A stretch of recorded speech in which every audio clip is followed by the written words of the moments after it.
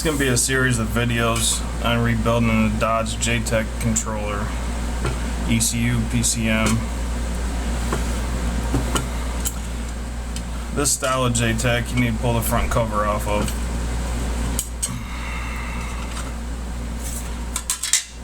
Underneath these, you have these kind of a pain in the ass gel to work around. First part of the series, we're going to be replacing the first driver, which is the ignition coil driver, which is located underneath this tab right here.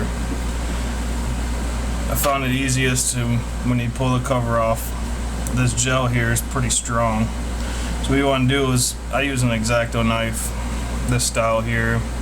It's kind of dull, you don't want it really sharp, but you don't want to jab it down through. You want to push it down through and you feel the board itself, you just touch it. And I pull the side up and cut right through the gel in that way. Don't jam it down through and blame me for saying to cut through the board or anything. So you want to cut through, kind of keep your hand out of the way.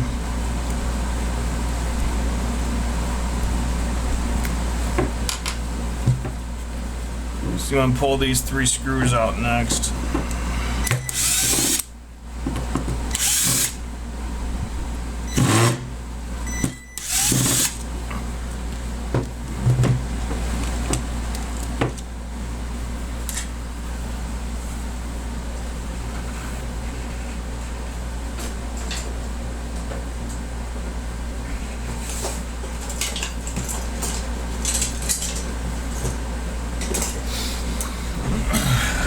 You want to get underneath this edge here. Like I say, be careful with the board. Don't damage the board. Don't jab down into it. Grab a hold of it. You're going to bend this tab no matter what. So it can be bent back, so don't worry about bending it.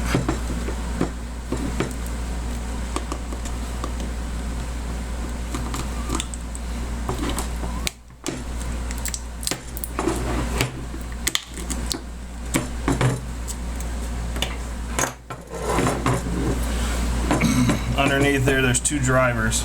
This driver here is the ignition coil driver, so it drives the ignition coil. Very common part failure are these ECMs. This one's probably not bad, but I'm just making these videos to show you how to change them. Usually when they are bad, when you pull this top cover off, they'll actually, since the driver heats up and when it fails, you see it, that'll be all black and burn underneath here. Plus, this driver, when it burns, it'll actually burn a hole right up through this metal tab and everything. They get pretty hot when they fail. So usually when you pull the cover off, you can pretty easily tell if the coil driver's failed. This stuff here will be blown right up on the back of the cover here. So next, it's easiest to dig in here with your fingers. Try and move them as much of this stuff away from the driver itself as you can. So there's really no easy way of doing this. They do make a solvent for this, but it's extremely expensive. So if you're gonna buy the solvent, you might as well just buy a new ECM because it's not worth purchasing.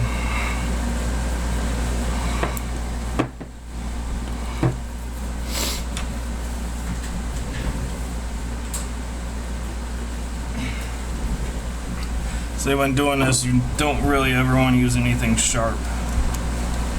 You know, be careful. Don't, you know, if you find a better way than what I'm doing, you know, go ahead and do it.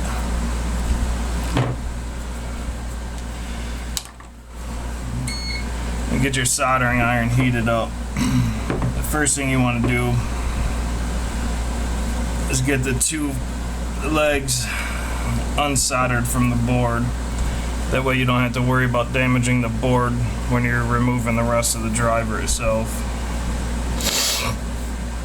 I'm letting the soldering iron heat up right now.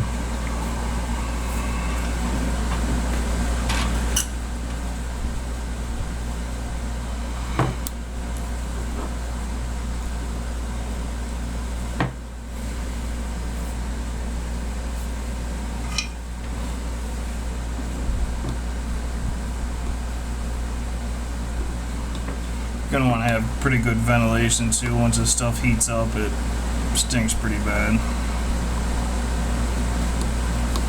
Just use the iron and move as much of it away from the two legs as you can.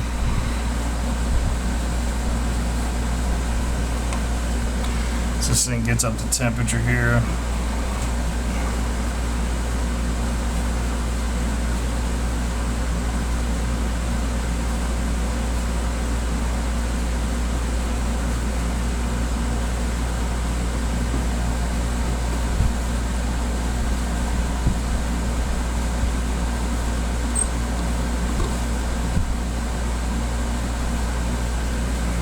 Alright, what we're going to do is lay it next to the leg itself.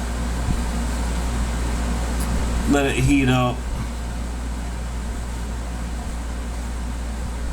As soon as you start seeing the leg to where it's desoldered from the board, kind of turn your soldering iron underneath it, detach it from the board itself.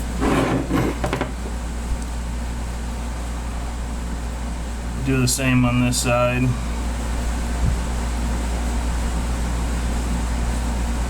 Okay, both those legs are off there now. On this next step, you can use a heat gun. I like to use a drill. Makes it a little easier for me. Start with a small bit first.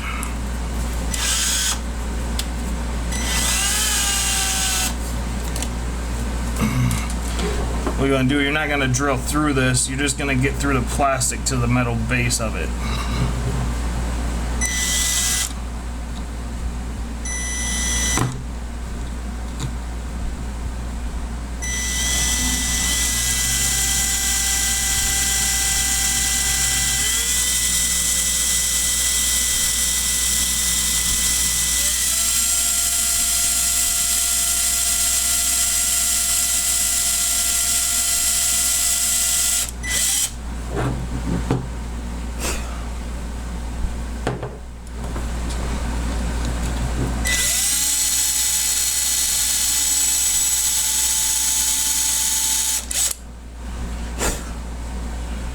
Trying to be careful to not go through it.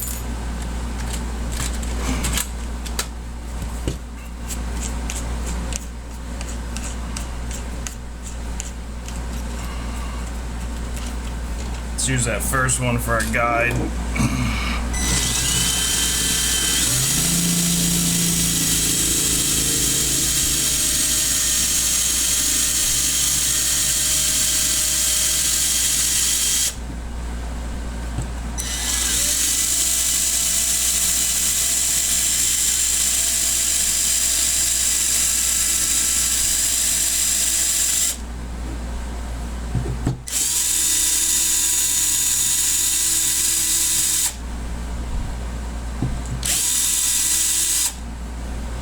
You see, you got to the copper there. Next, I use soldering flux. Put it in these syringe bodies here. You can buy these tubes. It's a lot cheaper than buying them pre-filled. You want to fill that hole up with flux.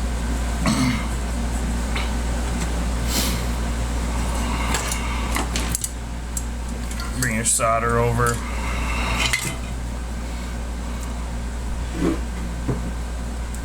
Start heating down through it. You want to get down to that metal base. Start pushing flux down to it. And solder.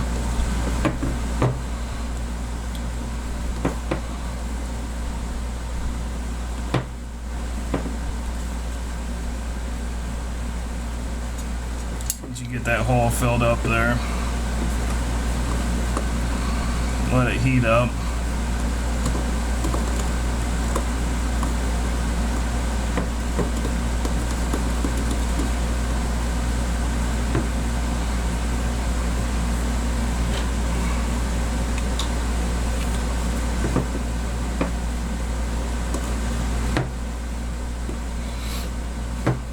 Keep a little bit of pressure on it.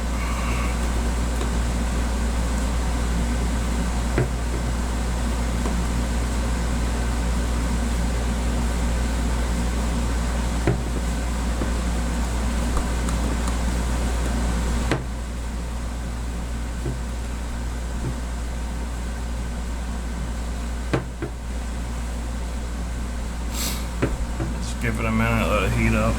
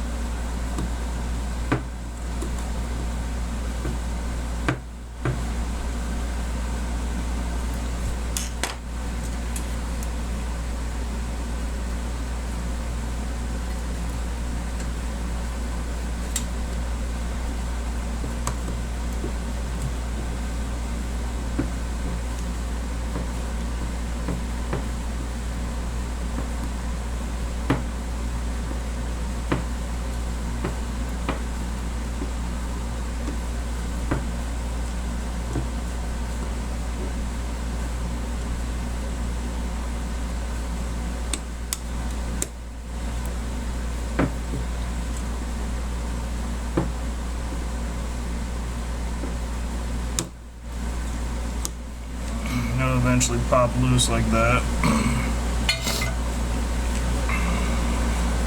So the alternative to this is with a heat gun. But the bad thing about the heat gun is you heat everything up around this. You know, you got to get it too hot to get this off. You're going to heat up capacitors and multi-layer capacitors and that in the bottom of the board, and you're going to end up just destroying the board. So you want to try and just centralize the heat on the driver itself, and by doing that, I feel that that's pretty much the best way of getting these off. Next, you want to clean the area. Just kind of want to scrape over, get as much of this stuff out of the way as you can.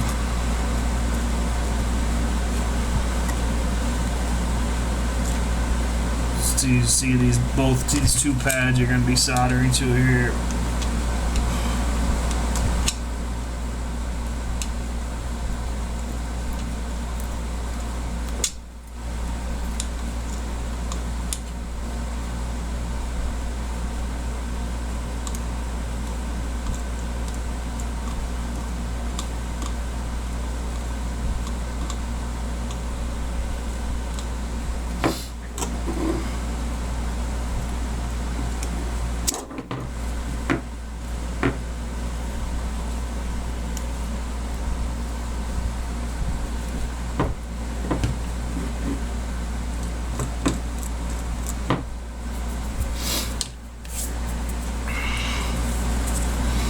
You want to get a little bit of flux in here. Helps clean that stuff out of the way. First, I'm going to clean off the tab where both legs solder down. I use a heat gun and flux to kind of spread this around, get this surface ready to be soldered back to.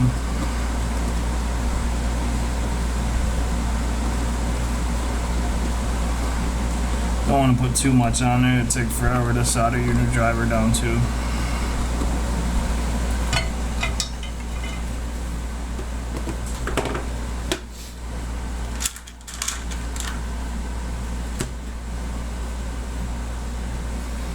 It's a new driver we're going to be installing. I'm going to drop that down in there.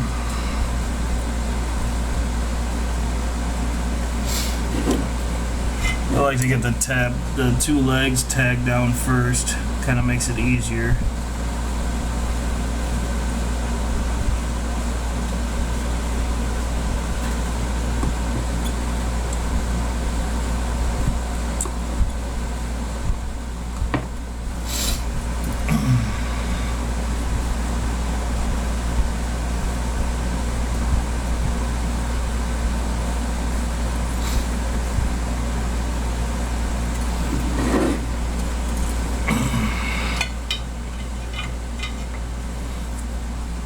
ready to do the base of it.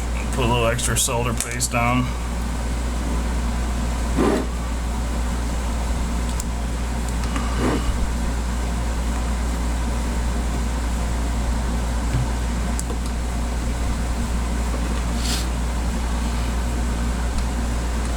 I usually heat the end of it up here, the base of the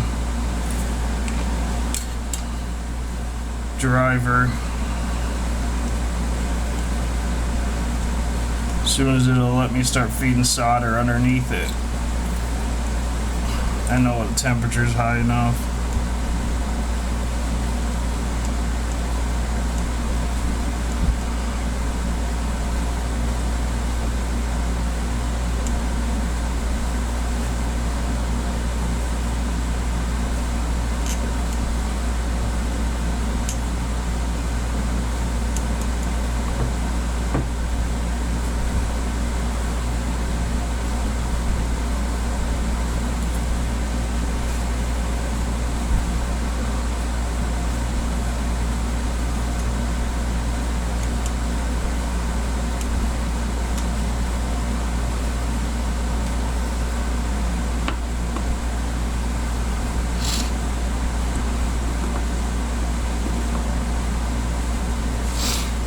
You want to make sure you get enough flux in there, because the flux heat up the rest of the base.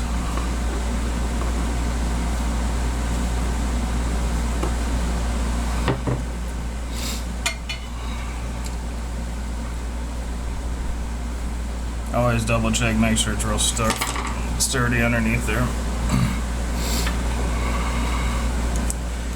This bracket here, try and bend it as straight as you can. This is also used to dissipate the heat. So when I put it back in, I like to bend the tab down that goes on top of the driver. Make sure you get a real good firm seat to it. You want it to touch the driver, obviously.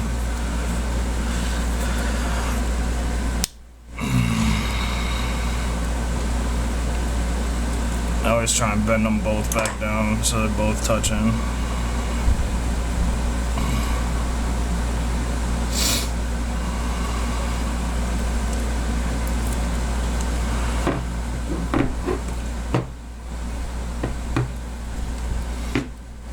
Usually put it back in. You can take and bend the ends around on it.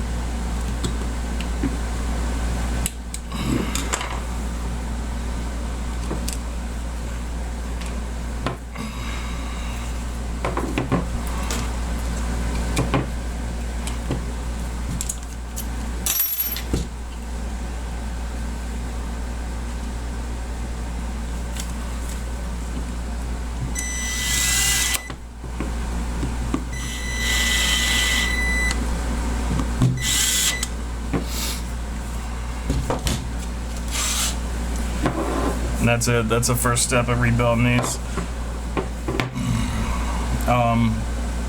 In the next few steps, we're going to do all the different versions of the jtec controller. Show you how to program, solder a new EEPROM in the back of it, how to get to those EEPROMs, all the IAC drivers, stuff like that, the common failure points. We're going to go through a bunch of different series of these videos and completely rebuild the jtec controller. This style and the Motorola fold over style controller. That's the aluminum.